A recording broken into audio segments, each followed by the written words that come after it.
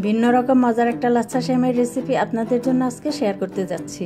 যা বানিয়ে নিতে পারলে অনেকে হয়তো আপনার কাছে রেসিপিটি শিখতে চাইবে। এইভাবে লাচ্ছা সেমাই বানিয়ে দেখবেন, এর স্বাদ মুখে লেগে তো থাকবেই, আবার বারবার এভাবে রান্না করতে ইচ্ছে করবে। কথা আর বাড়াচ্ছি না, চলে যাচ্ছি মূল রান্নায়। একটা প্যানে ঘি দিচ্ছি 2 চা চামচ। এরপর সব রকম বাদাম কুচি করে কেটে দিয়ে দিচ্ছি পরিমাণ মতো। বাদাম দেওয়ার পর দিচ্ছি কিশমিশ আর কোরানো নারিকেল, সবকিছু পরিমাণ মতো দিয়ে নেবেন। এবার হালকা আছে সবকিছু নেড়ে চেড়ে ভেজে নিচ্ছি। খেয়াল রাখতে হবে যাতে বেশি রং না হয়ে যায়।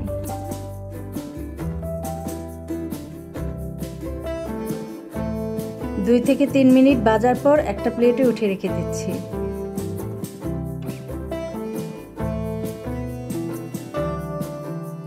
এবার এই প্যানে আবার ঘি দিচ্ছি 2 চা চামচ। এবার 1.5 প্যাকেট পরিমাণ লাচ্ছা সেমাই দিয়ে ভালো মতো নেড়ে ভেজে নিতে হবে। চুলার আঁচ একদম কমিয়ে রাখবেন যাতে সেমাইটা পুড়ে না যায়। একভাবে নাড়তে হবে যাতে সেমাইটা সব দিক থেকে একরকম রং হয়ে আসে।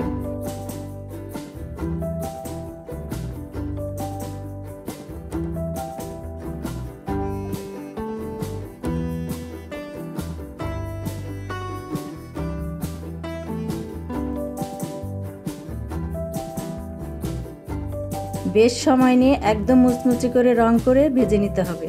সেমাই ভাজা হয়ে আসলে চুলা থেকে নামিয়ে ভালো মতো ঠান্ডা করে নেবেন। এবার আরেকটা প্যানে 2 চা চামচ ঘি দিয়ে সাথে দিচ্ছি 1 কাপ পরিমাণ চিনি। এরপর দিচ্ছি 1.5 কাপ পরিমাণ পানি।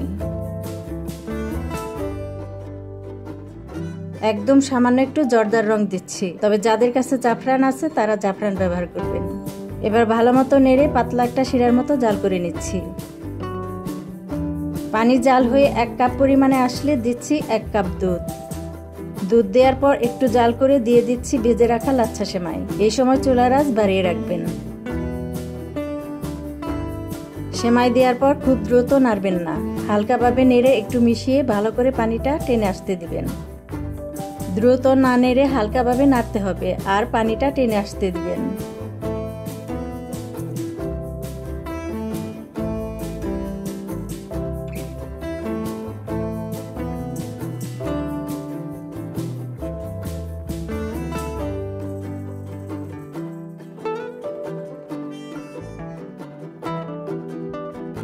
এবার দিয়ে দিচ্ছি ভেজে রাখা বাদাম।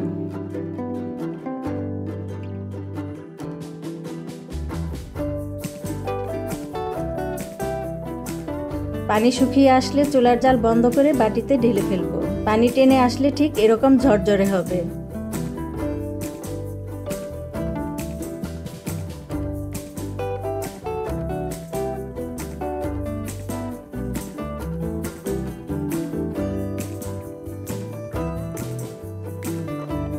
এবার উপরে কিছু মাওয়া দিয়ে দিচ্ছি আর ভেজে রাখা বাদাম কিছু রেখে দিয়েছিলাম সেগুলো এখানে দিয়ে দিব। ভালো মতো ঠান্ডা করে ফ্রিজে রেখে পরিবেশন করবেন, অথবা ফ্রিজে না রেখেও পরিবেশন করতে পারবেন। ভালো লাগলে পেজটা লাইক দিয়ে রাখতে পারেন, এতে আরো নতুন নতুন রেসিপি দেখতে পারবেন। ভালো থাকবেন, সুস্থ থাকবেন। আল্লাহ হাফেজ।